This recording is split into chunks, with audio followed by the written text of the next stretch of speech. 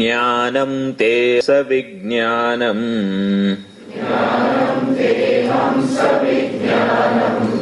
इदं वक्ष्याम्यशेषतः यज्ञात्वा नेह भूयोऽन्यत्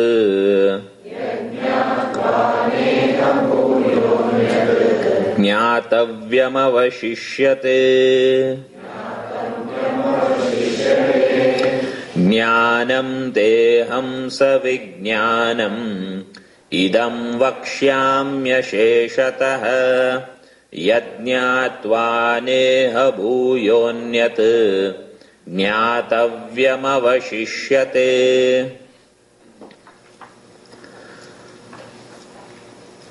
O Arjuna, te, to you, aham, I shall, idam jnanam savijnanam asheshataha vakshyami. I shall tell you this knowledge, jnanam, along with vijnanam, savijnanam. Now, generally, jnanam is also translated as knowledge, and vijnanam is also translated as knowledge only. If you remember Srimad Bhagavatam, second canto, Chatushloki Bhagavatam, there Bhagavan Narayana tells Brahmaji the same thing. I will tell you jnanam and vijnanam. Because that is the essence, in 4 shlokas the entire Bhagavatam is covered there. So, jnanam and vijnanam. So you leave jnanam vijnanam as jnanam vijnanam, we will understand what they are. Asheshatah vakshami. I will tell you everything without leaving behind anything. See, generally in the world, if there is any knowledge, for example, physics, chemistry, this, that, when that knowledge is imparted, teacher sometimes may have fear that if I tell everything what I know to my student, I will have competition. Because tomorrow he will say, okay, now I have my own thing, what should I do? So I will lose my students or my status as the only person who knows everything. Bhagavan is not worried about such things. So in Guru-Shishya relationship, actually there is 100% transfer of knowledge. And teacher is happy if disciple is better than, so-called better than, he does good, he does better, the teacher is happy, he says good. He is not jealous. Father is never jealous of son who outsmarts him or excels him, does better. The father is proud of that child. So that is why Bhagavan says, Asheshatah vakshyami. That is the pure relation. So I will tell you everything, Arjuna, about myself. And about this jnanam and vijnanam, only that let us talk about first. Generally, we say jnanam means indirect knowledge and vijnanam means direct knowledge. For example, let us say somebody describes Badrinath to us. We are sitting here and he says, Badrinath is like this, there is mountain, there is this river, and you walk this many miles, then you will come here, then this is there, that is there. And we are all sitting here and we may see some pictures also, PowerPoint presentation. Then when we come out of this lecture and somebody says, what was the session about? Badrinath. You know about Badrinath now? Yes. That is called jnanam. Now what we have to do? We have to go there. Because our knowledge, we say, is not complete without actually visiting Badrinath. Correct? When I go there and I see, oh yeah, there is this mountain, there is this river, then I walk 20 miles, then this happened, all of that. Then that becomes Vijnanam. Another example, somebody gives you a recipe for cooking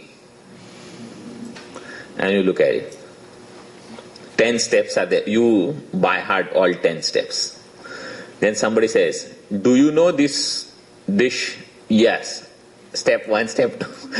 You tell all 10 steps. That is called the recipe Jnanam. And then you actually go and buy those things. You start your stove or whatever that you have to do. And you start making it. Taste it. Vijnanam. As far as all the objective things of the world are concerned, Jnanam and Vijnanam will be different.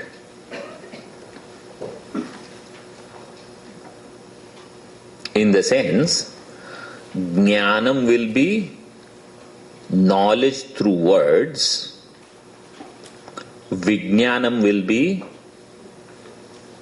related to karma. So that Jnanam will require some karma to be followed up. When it comes to Vedanta, Atma Jnanam, the knowledge, Jnanam, will take place through words. And Vijnanam will take place through words. Why? Because what is Vedanta saying? You are Brahman. I don't have to go somewhere, like Badrinath is somewhere, so some kriya is involved. That recipe is something other than I, so some kriya is involved.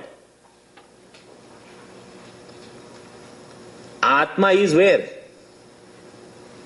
I am Atma, and it is all pervading.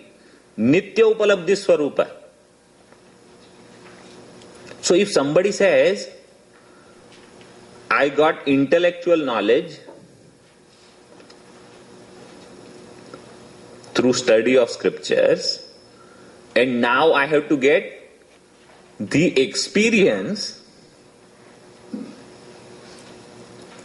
either that person doesn't know what he is talking about, or he doesn't know what he has to do for experience.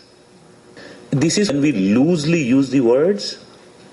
Vedant Pramana, see, Vedant is the Pramana, it is the means of knowledge, right? And we say, what is the Pramana? Shruti Pramana, it is verbal testimony. That means knowledge will take place through Shabda.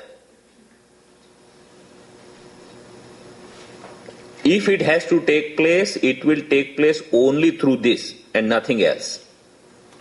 That is why when Bhagavan says, Jnanam, Savijnanam, both will come in words only. Not that, oh, Arjuna got some experience, I am waiting now for Bhagavan to come. Bhagavan will not come for you. He has already given Bhagavad Gita. And if he comes, he will give Bhagavad Gita only. That's all. This we have to be very, very clear. You know, people are utterly confused about this. Yes, this can happen that earlier when I read the Shastra, I have the idea, there is some God somewhere sitting. in seventh heaven, in Vaikuntha, in Saketa, in Goloka, in Kailasha, in Satyaloka, and I have to go there. Then that is called word knowledge, jnanam only. But when the individual realizes that God is all-pervading God in Vaikuntha, it doesn't make sense. All-pervading means sarvasya chaham hridi sannivishtaha. He is right here as myself.